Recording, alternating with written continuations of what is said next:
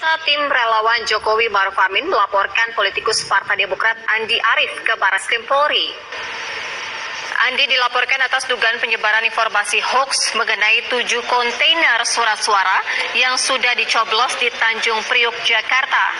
Pelapor meminta Barreskrim mengusut dan memanggil pihak penyebar hoaks karena melanggar pasal tentang ITE. Sejumlah barang bukti berupa berita media online dan video diserahkan oleh pelapor. Andi Arief dilaporkan beserta 2 orang lainnya untuk kasus yang sama. Sudah. Kelihatan nggak? Kalau yang dilaporkan ada 3 orang, ya. Nanti bisa ditanyakan pihak polisian aja, karena kalau saya siarkan di sini nanti juga itu nggak akan mau bagus hasilnya, gitu, ya. Dan mungkin juga teman-teman sudah tahu siapa yang kita laporkan. Kasusnya terkait apa, Pak? Kasusnya terkait apa? Berkaitan dengan masalah kertas suara yang informasinya sudah ada 70 juta yang sudah dicoblos, ya. Itu ada di Bea Cukai dan informasinya juga sudah diserahkan ke KPU. Ternyata berita itu nggak benar, gitu. Komisi Pemilihan Umum Republik Indonesia akan melaporkan penyebar hoaks 7 kontainer surat suara tercoblos. KPU akan melaporkan kasus ini ke pihak kepolisian. Ketua KPU Arief Budiman menyampaikan bahwa pihaknya tengah mengumpulkan bukti-bukti untuk melaporkan penyebar berita hoaks 7 kontainer surat suara ke Barreskrim Polri. Bukti-bukti tersebut berupa cuitan dari beberapa akun di media sosial dan rekaman suara mengenai informasi hoaks tersebut. Menurutnya, hal ini merupakan salah satu upaya agar masyarakat tidak termakan oleh isu hoaks. Kemarin kan kami hanya menjawab saja, ya, menjelaskan dengan fakta, dengan data, supaya masyarakat juga belajar, supaya masyarakat juga cerdas menyikapi persoalan-persoalan, informasi-informasi yang terus berkembang makin gencar ini. Nah, hari ini kami bukan hanya sekedar menjawab dengan data dan fakta, tapi kami akan lawan. Gitu ya. Jadi saya ingin mengingatkan, ya, kepentingan untuk pemilu yang baik bukan hanya kepentingan KPU, tapi seluruh komponen bangsa ini perlu mendapatkan pemilu yang baik, pemilu yang luber dan jurdil, pemilu yang punya integritas. Maka siapapun yang terganggu dengan berita bohong ini, mereka harus ikut melawan. Jadi ini harus dilawan bersama-sama. Jangan malah ikut-ikut menyebarkan berita bohong begini.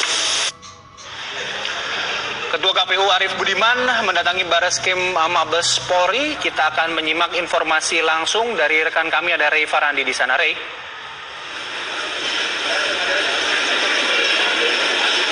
Selamat sore Bayu dan juga pemirsa. Memang benar sekitar setengah jam yang lalu Ketua KPU Arief Budiman baru saja menyelesaikan pelaporan berkaitan dengan berita bohong adanya 7 kontainer yang berisikan surat suara yang sudah tercoblos di Pelabuhan Tanjung Priok, Jakarta Utara kemarin.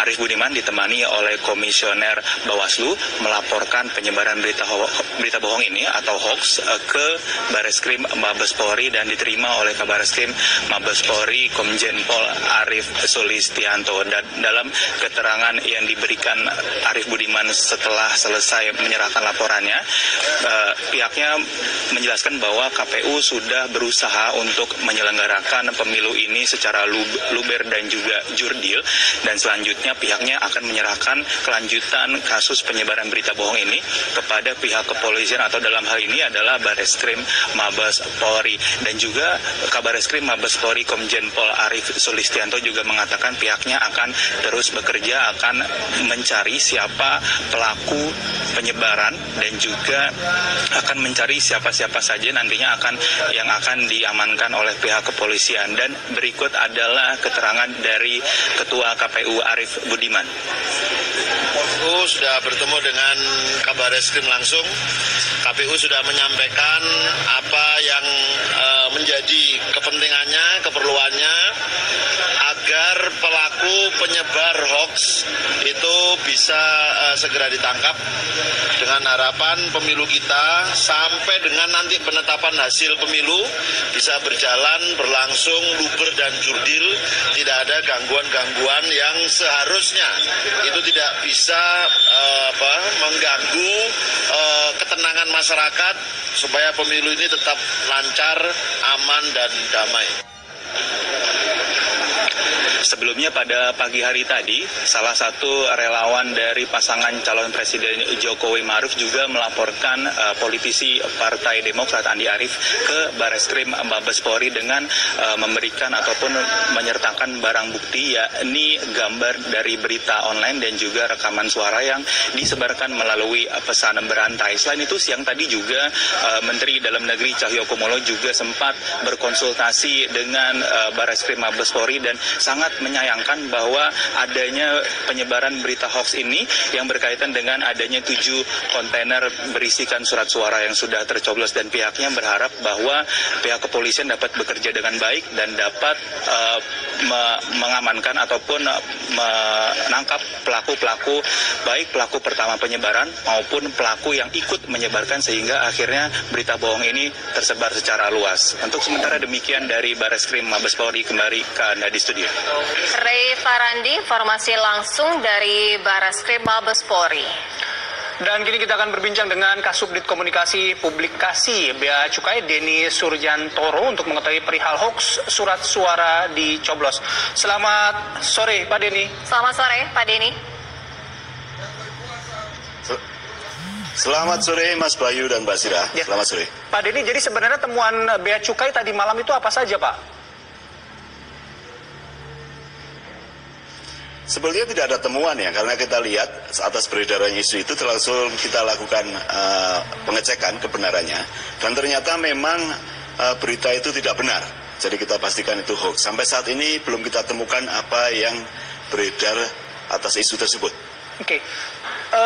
Tapi apakah ada aktivitas bongkar muat kontainer sebanyak 7 di waktu yang disebutkan tadi malam itu Pak? Tidak ada Mas Bayu. Tidak ada.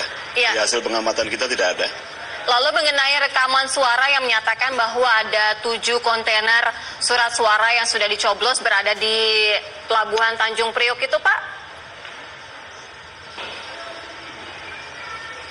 Ya, kita tidak bisa berkomentar tentang itu karena memang kita juga tidak tahu siapa yang ada di suara tersebut. Kita bahkan tahunya dari media. Seperti itu Mbak Sira. Oke. Lalu tadi kalau misalnya disebutkan aktivitas bongkar muat kontainer tidak ada, lalu bagaimana dengan kapal yang bersandar di Pelabuhan Tanjung Priok ini? Memang ada aktivitas itu atau gimana Pak? Kalau aktivitas tentunya ada sebagai rangkaian proses bisnis ya, kepabeanan dan cukai. Pastinya ada di Pelabuhan Tanjung Priok. Tetapi tentunya kita harus lihat apakah benar ada 7 kontainer berisi surat suara tersebut. Dari hasil pengamatan, dari hasil pengawasan, dari hasil pemeriksaan yang kita lakukan, itu tidak benar. Ada pemasukan sebanyak 7 kontainer yang berisi surat suara. Iya, Pak Denny, berdasarkan gambar-gambar yang sempat viral, itu menyatakan bahwa ada kapal asing yang bersandar. Itu benar, Pak? Ya kalau kita bilang, ya setiap hari ada kapal asing yang bersandar di Pelabuhan Tanjung Priok, karena itu melakukan proses impor dan ekspor. Tetapi yang jadi pertanyaannya, apakah benar apa yang dituduhkan di dalam isu tersebut, ada 7 kontainer berisi kotak surat suara. Dan itu yang kita lakukan pengecekan. Sampai saat ini belum kita temukan apa yang ada di dalam isu tersebut. Gitu Mbak Sira. Iya, kalau kontainer itu tadi Bapak katakan bahwa tidak benar, apakah foto yang beredar yang menunjukkan ada kapal asing itu benar atau tidak Pak? Kalau itu kita tidak bisa berspekulasi ya, dan tentunya kita harus lihat apakah kapal itu memang benar apa yang seperti dituduhkan dalam isu tersebut. Di dalam isu tersebut kan dibicarakan mengenai kontainer, mengenai adanya kapal. Memang tiap hari ada kapal di Tanjung Priok seperti itu. Oke, nah setelah mendapatkan laporan tadi malam Bea Cukai, tempat yang pertama yang menjadi lokasi untuk verifikasi ini ada tempat spesifik tertentu tidak Pak? Ya tentunya kita ada lapangan kontainer, tentunya kita di dalam melakukan pemeriksaan fisik barang, kan juga ada lapangan mengenai yang disebut dengan B-handle, kita lakukan analisis data juga, selain juga analisis di lapangan. Nah dari analisis data, kita lihat seperti data-data apakah sesuai dengan isu-isu yang beredar. Yang disebut barang dari Cina, yang disebut dengan surat suara, itu kan namanya barang cetakan. Dari hasil analisis data pun tidak ada, seperti itu. Baik, terima kasih Pak Denny atas waktunya sudah bergabung bersama kami di Kabar Petang. Selamat sore.